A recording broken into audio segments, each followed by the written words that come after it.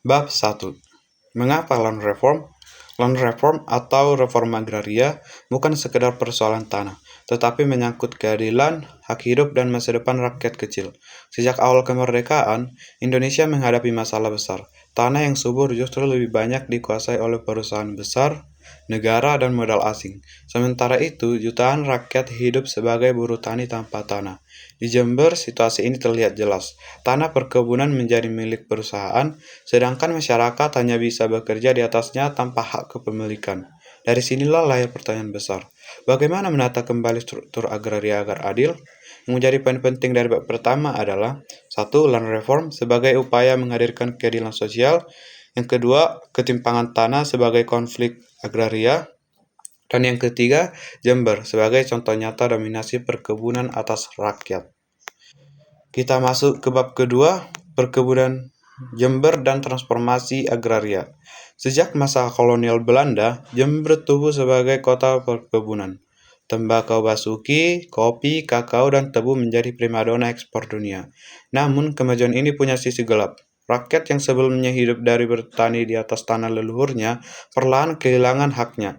Tanah mereka disita dan dialihkan untuk kepentingan perusahaan kolonial. Akibatnya, mereka dipaksa bekerja sebagai buruh dengan upah rendah, sementara keuntungan besar mengalir ke negeri seberang. Struktur sosial berubah, ada kelompok kecil pemilik modal yang sangat berkuasa, dan mayoritas rakyat yang hanya jadi pekerja. Inilah awal jurang ketidakadilan yang dalam. Yang menjadi poin penting dari bab kedua adalah Jember sebagai pusat perkebunan kolonial, tanah rakyat dialihkan ke perusahaan besar, dan rakyat menjadi buruh tani dan pemodal menjadi penguasa. Kita masuk ke bab ketiga, masa Jepang atau hancurnya struktur kolonial. Kedatangan Jepang pada tahun 1942 mengubah situasi. Tuan kebun Belanda meninggalkan perkebunan, sementara Jepang mengambil alih tanah untuk kepentingan perang. Produksi tembakau, kopi, dan karet dialihkan menjadi tanaman pangan dan bahan perang. Rakyat Jember mulai melihat peluang tanah yang ditinggalkan bisa digarap. Untuk pertama kalinya dalam puluhan tahun, masyarakat berani mengklaim kembali tanah leluhurnya. Namun Jepang tetap mengekang mereka dengan aturan baru.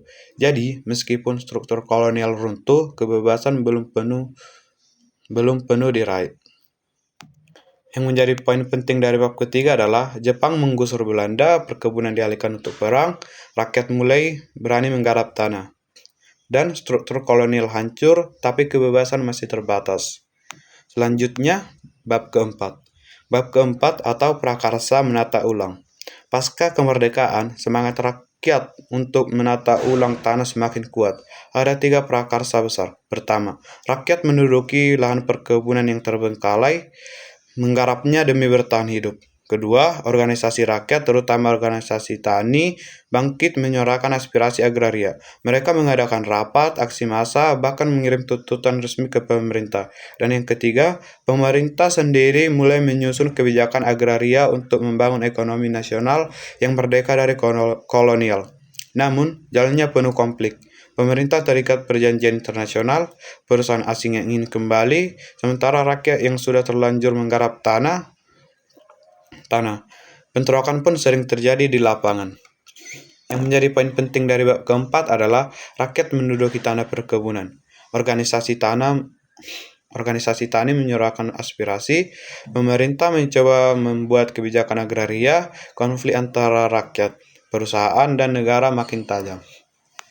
Selanjutnya pada bab kelima membahas mengenai klaim dan konflik. Memasuki tahun 1950-an, klaim rakyat terhadap tanah semakin besar. Barisan Tani Indonesia atau BTI dan organisasi lain mendesak agar perkebunan milik Belanda dinasionalisasi. Jember menjadi salah satu pusat tuntutan agraria. Konflik pun sering pecah.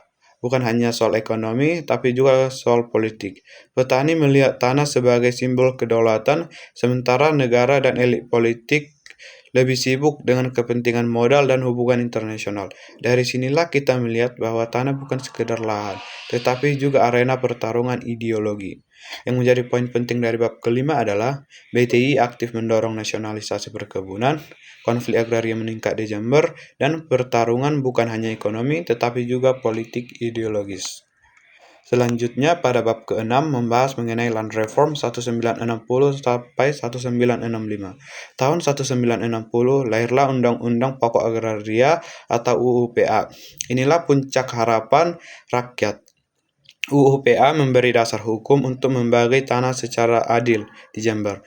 Petani menunggu janji ini terrealisasi. Beberapa tanah memang mulai dibagikan, namun hambatannya banyak. Pemilik tanah menolak menyerahkan lahan, birokrasi pemerintah lambat, dan data siapa yang berhak menerima tanah tidak jelas. Ketika situasi politik makin panas menjelang tahun 1965, banyak organisasi rakyat memilih aksi sepihak, menduduki tanah dan membaginya sendiri. Inilah titik di mana land reform berubah dari harapan menjadi konflik terbuka. Yang menjadi poin penting dari bab kelima adalah UUPA 1960 atau Tonggak Reforma Agraria. Harapan rakyat meningkat. Hambatan yaitu penolakan pemilik, birokrasi lambat, dan politik memanas. Dan munculnya aksi sepihak atau konflik makin tajam. Selanjutnya pada bab ke-7 membahas Pasca 1965 dan Orde Baru. Tragedi 1965 memutus semua harapan. Organisasi tani dibubarkan, banyak aktivis ditangkap dan bahkan dibunuh. Reforma agraria tiba-tiba berhenti total.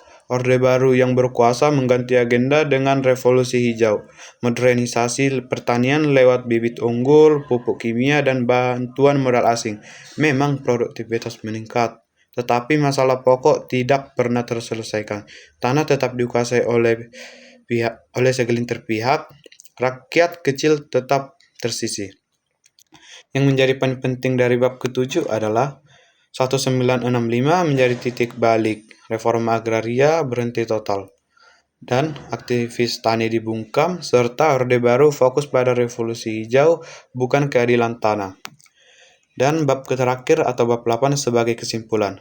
Buku ini memberi kita pelajaran penting. Reforma agraria di Jember adalah cermin perjalanan bangsa dari kolonial Belanda, pendudukan Jepang, masa kemerdekaan hingga Orde Baru.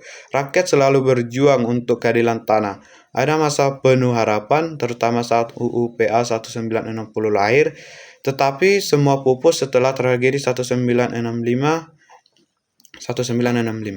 Pada akhirnya, tanah tetap berada di tangan yang kuat, bukan rakyat kecil. Pesan buku ini jelas, tanpa keadilan agraria, konflik akan terus berulang. Tanah bukan hanya sebagai sumber ekonomi, tetapi juga sebagai simbol kedaulatan, identitas, dan masa depan bangsa. Sekian yang bisa saya sampaikan dari rangkuman buku ini. Saya ucapkan terima kasih.